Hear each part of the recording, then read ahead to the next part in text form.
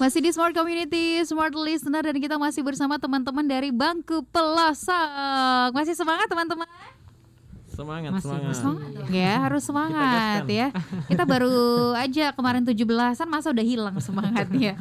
Oke, nah sebelum kita lanjut ngobrol-ngobrol tentang Bangku Pelosok, kita mau sapa dulu teman-teman yang sudah bergabung. Ada Smart Listener yang nonton kita di live streaming YouTube channel Smart FM Makassar.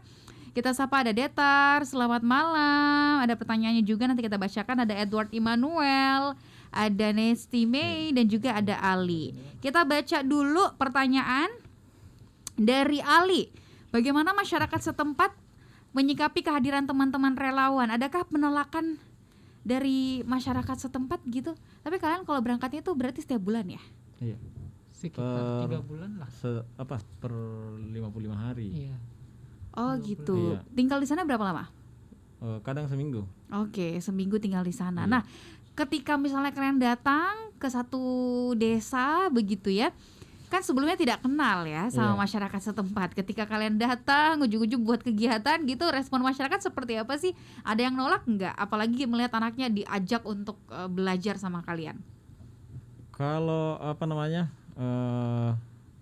dari segi penolakan ya, biasanya itu kadang lebih tidak terasa sih, artinya ada yang menolak atau tidak, karena kebanyakan itu semua masyarakat betul-betul support teman-teman gitu.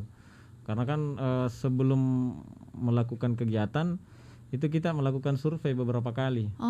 Seperti itu Kak, terkait izin dari kabupaten, terkait izin dari desa menurun ke dusun dan lain-lain, dan juga sosialisasi ke masyarakat terkait apa yang datang ini dan apa yang akan dilaksanakan, seperti itu. Apalagi objek utamanya adalah anak-anak sekolah, anak-anak SD yang ada di daerah pelosok, seperti itu Kak. Dari teman-teman Bangku Pelosok itu sendiri, jadi kita di Bangku Pelosok itu ada 4 landasan, ada 4 asas. Salah satu asas itu asas pendidikan, terus sosial, terus ketiga kekeluargaan, dan 4 infrastruktur, seperti itu. Nah, 4 konsep inilah yang kami bawa ke daerah-daerah pelosok, seperti itu Kak. Nah, salah satunya itu kenapa Bangku Pelosok sampai saat ini kita rasa semua masyarakat masih menerima, karena kita memang membawa konsep kekeluargaan, seperti itu Kak. Jadi kita masuk ke dalam satu daerah itu kita tidak menjadi orang lain untuk mereka. Kita menjadi keluarga mereka, kita menjadi anak-anak mereka. Memang menyatu sama masyarakat gitu ya? Iya begitu Kak. Karena kan kita tinggalnya juga di masyarakat. Kadang teman-teman itu, jadi sebelum pandemi ini teman-teman biasanya itu ada sosialisasi masuk ke seluruh rumah-rumah warga. Seperti itu. Karena kami di Bangku Pelosok kadang paling sedikit itu kita 80-an orang ke dalam dalam satu lokasi. Seperti itu Kak. Jadi terbagi nih di rumah-rumah warga gitu ya. Seperti itu Kak.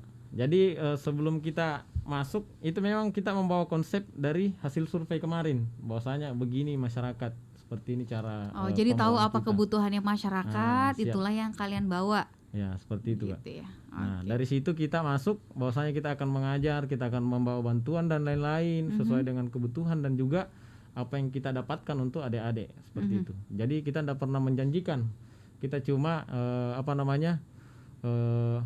merencanakan apa yang akan kita lakukan. Sisanya nanti biar masyarakat akan melihat, seperti itu. Jadi memang betul-betul cuma dalam kondisi pandemi seperti ini memang agak sulit. Jadi sosialisasinya kadang kita ketika ketemu di kebun, ketika ketemu berpapasan di jalan pada saat kegiatan, jadi kita tidak masuk ke dalam rumah warga lagi. Seperti itu Kak. Karena kan kondisi pandemi juga kita juga menjaga. Berarti waktu selama pandemi kemarin 2020 sampai 2021 ini, kalau ke sana kalian nginepnya di mana? Tetap di rumah warga juga? Tetap di rumah warga, dan memang rumah itu kosong. Seperti itu Kak. Kadang kita cari posko yang kondisinya itu memang tidak ada penghuninya. Gitu Kak. Dan juga di Bangku Pelosok juga dalam kondisi pandemi seperti ini, kenapa kami tetap berjalan itu kita sterilisasi semua. Jadi sebelum sebelum masuk kita penyemprotan, sebelum swab itu, juga. Ya, kalau swab itu belum semua, tapi beberapa sudah tetap melaksanakan terkait sebelum kegiatan, tetap ada teman-teman yang melakukan rapid test dan lain-lain seperti itu. Karena kan teman-teman juga artinya ada rasa ketakutan, apalagi pandemi hari ini memang jangan sampai kita yang dari biasa. kota bawa penyakit Ya, ke desa seperti itu, gitu Kak. kan. Oke. Nah, ada komentar dari Nesi Mei, keren kakak-kakak. Semoga lancar untuk segalanya, semoga akses pendidikan sampai ke pelosok-pelosok juga bisa lancar sehingga kehidupan semakin lebih baik ke depannya. Amin. Amin. Terus pertanyaan dari Edward Immanuel, relawan di komunitas Bangku Pelosok ini masih sekolah atau udah pada kuliah semua atau ada dari kalangan lain? Iya.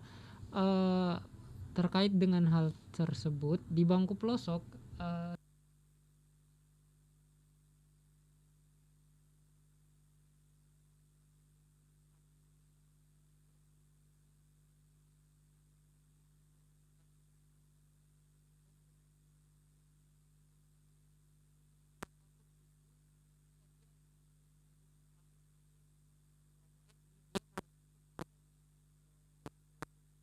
Tidak ada batasan usia? iya, tidak ada batasan usia. Itu yang pertama. Yang pertama, artinya baik itu dia seorang mahasiswa, kemudian seorang ibu rumah tangga ataupun seorang pekerja, dia bisa. Itu pada dasarnya. Tetapi di tahun 2021 ini kami memiliki semacam kebijakan terbaru. Kami tidak belajar, utamanya SMA mungkin. Karena kenapa? Khawatirnya ketika mereka masih ceritanya masih perlu untuk fokus belajar, kemudian masuk dalam dunia kerelawanan yang dimana mereka jadinya tentu semakin sibuk, sampai-sampai yang kami khawatirkan mereka tidak bisa fokus dengan pelajarannya begitu. Jadi dia bebas, siapapun boleh masuk, baik itu orang Makassar, orang Jawa dan lain sebagainya, baik itu mahasiswa boleh, tapi dengan catatan dia sudah selesai masa studi SMA-nya seperti itu. Berarti kalau udah lulus SMA baru boleh ikutan baru boleh. Dan setelah itu tidak dibatasi usianya sampai berapapun gitu ya. Mau itu karyawan, mau itu pengusaha, semuanya boleh ikutan ya. Boleh. Tapi mostly yang sekarang bergabung adalah teman-teman mahasiswa ya. Kebanyakan mahasiswa. Mostly ya. Cuma kalau untuk ibu rumah tangga ada. Oh, ada juga. Iya. Artinya bahkan dia suami istri ikut. Oh, oke. Anaknya dibawa juga. Kadang anaknya dibawa juga. Wah, bagus dong tuh ya. Iya. Jadi kalau di Bangku Pelosok itu sendiri memang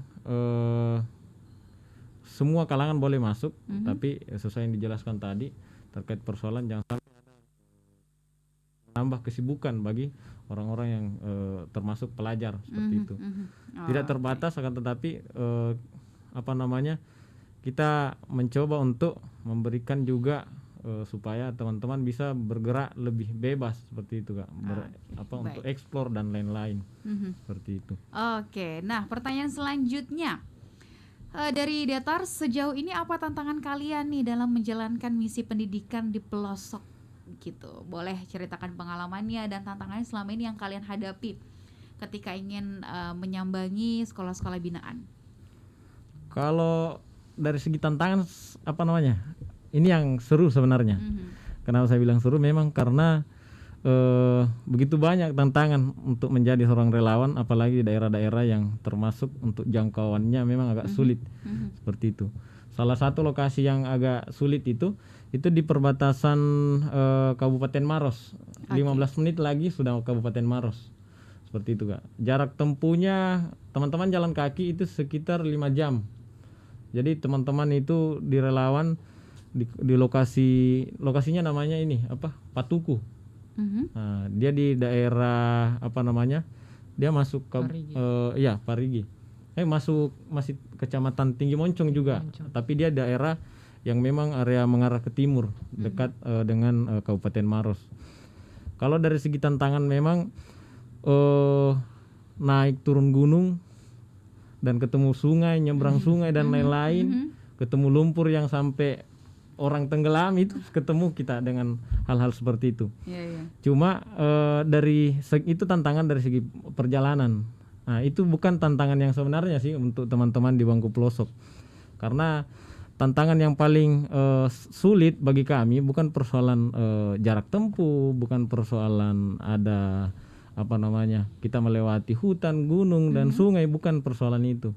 Nah, tantangan yang sebenarnya bangku pelosok sampai hari ini tetap hadir itu terkait persoalan bagaimana mengubah mindset teman-teman atau adik-adik dan juga masyarakat terkait pentingnya pendidikan. Itu yang menjadi tantangan yang betul-betul kita sampai sekarang masih tetap mempelajari bagaimana sih sampai mereka gimana bisa metodenya gitu ya. Seperti itu, Kak. Biar masyarakat jadi terubah pola pikirnya, biar bisa sadar pendidikan gitu ya. Jadi kita tidak jauh-jauh untuk membawa contoh untuk bagaimana memecahkan tantangan tersebut. Kita lebih mengarah ke diri teman-teman itu sendiri. Artinya kembali ke teman-teman bangku pelosok itu sendiri. Bahwasanya betapa pentingnya pendidikan itu, maka kita menyampaikan ke orang tua, semua kalangan yang ada atau masyarakat yang ada di pelosok tersebut, kita menyampaikan bahwasanya kami ini orang-orang yang masih berpendidikan, masih masa proses belajar juga. Karena pentingnya pendidikan kita sampai bisa hadir di daerah kampungnya yang bisa dikatakan terisolir betul dari segi jalur. Nah, itu tantangan yang terkait persoalan mindset dan lain-lain. Kalau yang dari segi keseruan itu sendiri, itu kalau beberapa daerah memang ada yang belum masuk listrik, ada yang betul-betul di daerah masih banyak hewan-hewan liar. Itu tentang yang seru untuk teman-teman itu sendiri sebenarnya. Ada nggak sih pengalaman-pengalaman lain yang mungkin ada yang keserduk atau ketemu ular atau apa gitu ya? Nanti kita akan ulik di sesi selanjutnya ya. Dan seperti apa juga, apakah mereka udah dapetin support dari pemerintah atau seperti apa sih? Nah, kita akan bahas di sesi selanjutnya. Jangan kemana-mana.